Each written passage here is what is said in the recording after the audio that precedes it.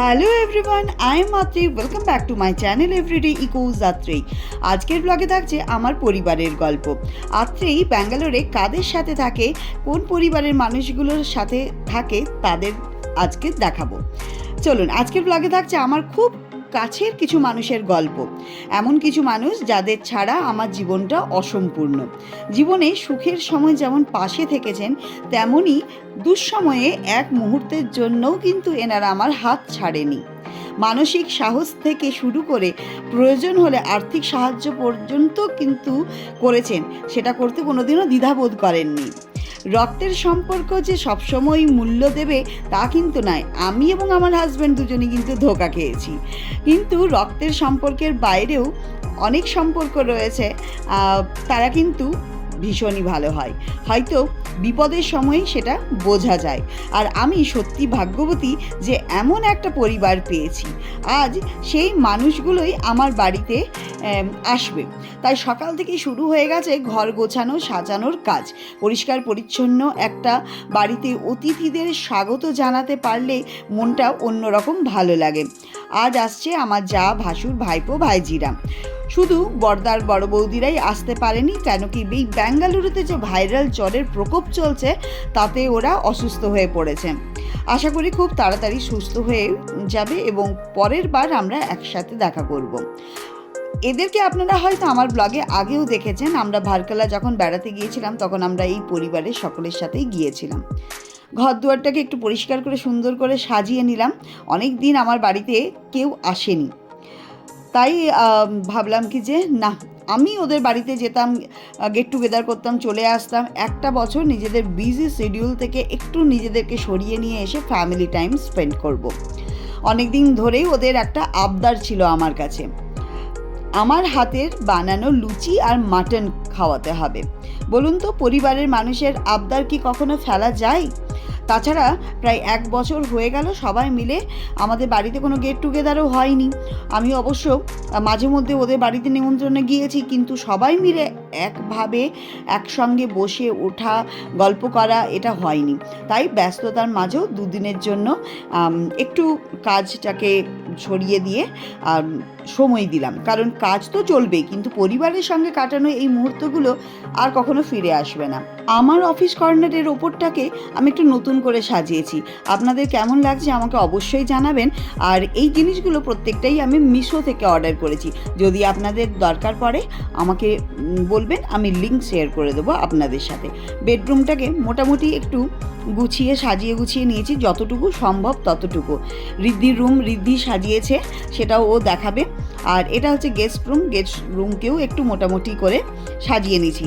যেমন আমার বাড়ি, এই 3 কামরার বাড়িকে যতটুকু আদর যত্ন ভালোবাসা দিয়ে সাজানো যায়, ব্যাস ততটুকু দিয়েই আমি সাজিয়েছি। আপনাদের কেমন লাগছে সেটাও কিন্তু আমাকে জানাবেন। অনেক দিন আগে একবার কেউ একজন বলেছিলেন যে তোমার ঘরটা একটু গুছিয়ে ঘুরিয়ে দেখাবে তো, যেটা যাকে বলে হোম ট্যুর। বিশ্বাস করুন, আমার এই 3 কামরার ঘরে তেমন বেশি কিছু নেই, তাই আমি আর সেটা লজ্জাই দেখাতে পারিনি। আর ওই যে ওখানে সোফা কাম বেডটা দেখলেন না সোফার পাশে, সেটাই হচ্ছে আসল জায়গা। ওই জায়গাটা ছেড়ে কেউ সরতে চায় না, নড়তে চায় না। সবার গল্প আড্ডা হচ্ছে ওখানে।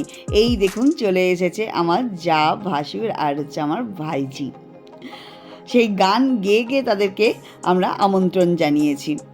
এই দেখুন, এই হচ্ছে দিদি। ঋদ্ধিও তো ভীষণ খুশি, জেম্মা চলে এসেছে। আর জেম্মা যে ভীষণ আদর করে। দেখুন, good times good vibes with family. আর এই স্ন্যাক্সগুলো, এই যে বিকেলের স্ন্যাক্স আর মিষ্টি, আমরা বাইরে থেকেই নিয়ে এসেছিলাম। ভেবেছিলাম বাড়িতে বানাবো, কিন্তু সেটা সম্ভব হয়ে ওঠেনি। এই যে ঋদ্ধির রুম, আর ঋদ্ধির সাথে খাচ্ছে তার হচ্ছে দিদি। আমাদের বাড়ির কাছেই একটা উড়িয়া দোকান আছে জানেন, সেখানে খুব ভালো মানের হচ্ছে নানা রকমের স্ন্যাক্স পাওয়া যায়, মিষ্টি পাওয়া যায়। আর সবই খুব আনন্দ করে ওরা খেয়েছে। আর আমি আর আমার হাজব্যান্ড তখন রান্নাঘরে ব্যস্ত। এই হচ্ছে আরেক দিদি চলে এসেছে, দিদি যা, আর এই হচ্ছে রুহি, অভিজ্ঞা, এই হচ্ছে দাদা। সবাই আমরা একসাথে আবার এক হচ্ছি, খুব ভালো লাগছে জানেন। যাই হোক, আমি আর আমার হাজব্যান্ড তখন ভীষণ ব্যস্ত রান্নাঘরে। ধীরে ধীরে আঁচে ফুটছে মাটন, চিকেন তৈরি হয়ে গেছে, সঙ্গে ছিল গরম গরম লুচি, সাদা ভাত আর মুচমুচে পটল ভাজা। রান্নাঘর জুড়ে কী যে সুন্দর গন্ধ, মনে হচ্ছিল আজকের আড্ডাটা একেবারে জমে যাবে, জমে ক্ষীর যাকে বলে। সত্যিকারে তাই হলো। একটু পরেই পুরো বাড়িটা যেন হইচই, হাসি, গল্প আর আনন্দ মুখর হয়ে উঠল। বড়রা যেমন নিজেদের গল্পে মেতে উঠেছে, তেমনি ছোটরা নিজেদের কাজিনসদের সাথে খেলাধুলো, দৌড়ঝাঁপ আর মজার জিনিসপত্রে ব্যস্ত হয়ে গেল। আর এখানে স্ন্যাক্সের পরে হচ্ছে চা যাচ্ছে। ওই যে চায়ের যেরকম স্টেশনে বিক্রি করে না, সেরকমভাবে এবার আমার হাজবেন্ড সাবধানে নিয়ে যাচ্ছে যাতে আবার চায়ের কাপগুলো পড়ে না बोलो যায়। चाय चाय बोले हाँ कैसे चाय का चुस्की लीजिए ठीक है चीनी ठीक है চিনি बताइए मैं बनाना चाय बनाता नहीं हूँ ठीक है वाह इसको बोलिए नहीं शुगर चाय के साथ थोड़ा सा আজকাল এই রকম ধরনের পারিবারিক মিলন কিন্তু খুব কম হয়ে গেছে, আর কমই হয়। সবাই নিজের কাজ নিয়ে এতটাই ব্যস্ত যে একসঙ্গে সময় কাটানোর সুযোগই যেন পাওয়া যায় না। তাই এই ছোট্ট মুহূর্তগুলোই আমার কাছে ভীষণ মূল্যবান। মাটনটা অলমোস্ট হয়ে গেছে, এরপরে দিয়ে দিলাম 4টে বড় রসুন। এই রসুনের যে কম্বিনেশনের সাথে যে মাটন বানানো হয়, এটা ওই বিহার ঝাড়খণ্ডের স্টাইলে। আমি কিন্তু মাটনটা বানিয়েছি বাঙালি আর বিহারি স্টাইলে। আমার শ্বশুরবাড়ি ঝাড়খণ্ডে হলেও আমি দেখেছি ওখানকার মানুষ এইরকম কোয়া রসুন দিয়ে বেশ দারুণভাবে বানায়। সেটার টেস্ট আর ফ্লেভার আর অ্যারোমাটা ভীষণই ভালো হয়। বাচ্চাদেরকে প্রথমেই খেতে এখানে দিয়ে দিয়েছি, আর আমরা সবাই মিলে ওখানে লুচি ভাজা হচ্ছে। এখানে আরেক দাদা বৌদিকেও আপনারা দেখবেন, ওই যে দাদা, এই হচ্ছে দিদি, এরাও কিন্তু আমার যা আর ভাসুর হয়। তো এরা থাকে আমার অ্যাপার্টমেন্টে, আমি এ ব্লকে থাকি, ওরা বি ব্লকে থাকে। তাই সবাই মিলে একসাথে গেট টুগেদার হচ্ছে। খুব ভালো লাগে জানেন এরকম ধরনের পরিবারের সবার সাথে একসাথে এই লুচি বানানো।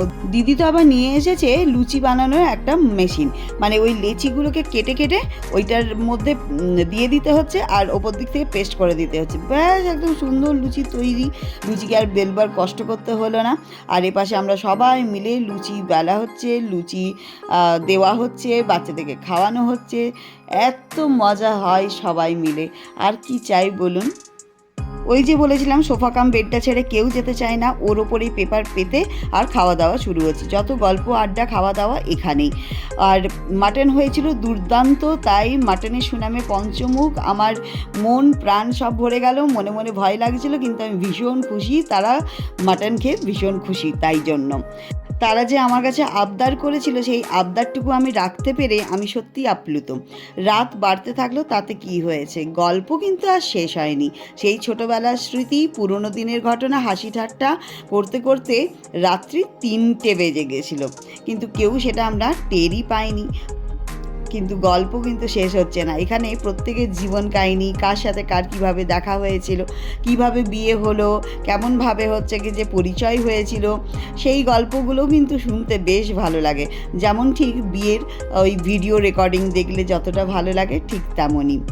চলুন এবার এই দাদা বৌদিরা চলে যাবে। বৌদির আবার নেক্সট ডে একাডেমি রয়েছে। আপনারা প্রত্যেকেই জানেন এই বৌদিরও হচ্ছে ক্লাউড কিচেন রয়েছে, তবে বেকারির। তো দিদি এখন একাডেমিতে যেতে হয় তাকে কিছু ট্রেনিংয়ের জন্য, তাই জন্য ওরা বেরিয়ে পড়েছে। আর আমরাও বললাম বেশ অনেক রাত হয়ে গেছে, এবার ঘুমো। সারাদিনের পরিশ্রমও ছিল প্রত্যেকের। এটা তার পরের দিন সকালবেলা। শুভোদয়া গুরুগলে টুকটাক কানাডা কিন্তু আমরাও জানি, এটাই হচ্ছে তার প্রমাণ। সকালবেলায় সবাই ফ্রেশ হয়ে বেরিয়ে পড়লাম। বাড়ির একদম উল্টো দিকেই খুলেছে বাবাই টিফিনস, আপনারা প্রত্যেকেই জানেন, আন্ধ্রা মিলস। তো সেইখানে আমরা এবার ব্রেকফাস্ট করব। এটা তাদের দাবি ছিল অনেক দিন ধরে, কি বাবাই টিফিনে খাবো। চলো, গরম ইডলি, বড়া, দোসা, পোঙ্গল, মাইসুর ভাজি, পডলি ইডলি, পড়ি দোসা, চা, কফি, ফ্রুট জুস সব মিলিয়ে দারুণ জমে গেল সকালের খাওয়া দাওয়া। আর শনিবার রোববারে এখানে বাবাই টিফিনসে প্রচণ্ড ভিড় হয়, সেটা দেখলেই বোঝা যাচ্ছে। আমরা ওপরে জায়গা নিয়ে নিয়েছিলাম, আর সেখানে সবাই মিলে একসাথে বসে খাওয়া দাওয়াটা শুরু করলাম।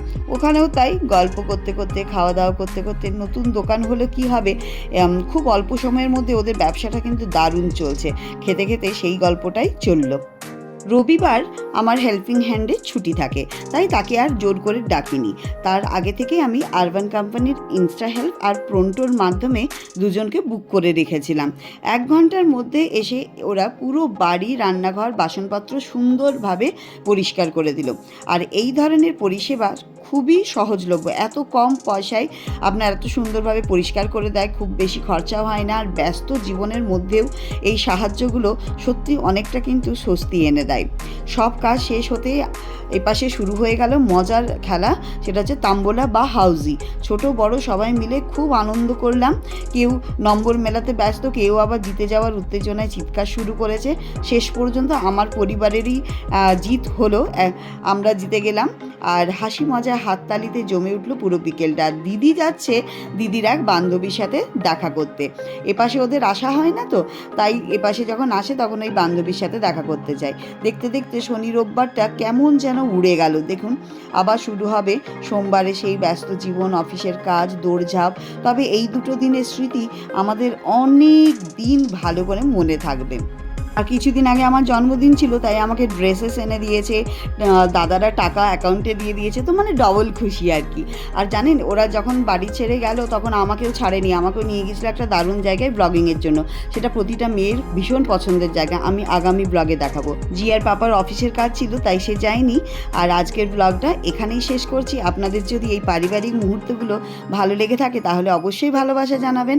আবার দেখা হবে নতুন ব্লগের সাথে। ব্লগটা ভালো লাগলে একটা লাইক, শেয়ার, সাবস্ক্রাইব করে দেবেন।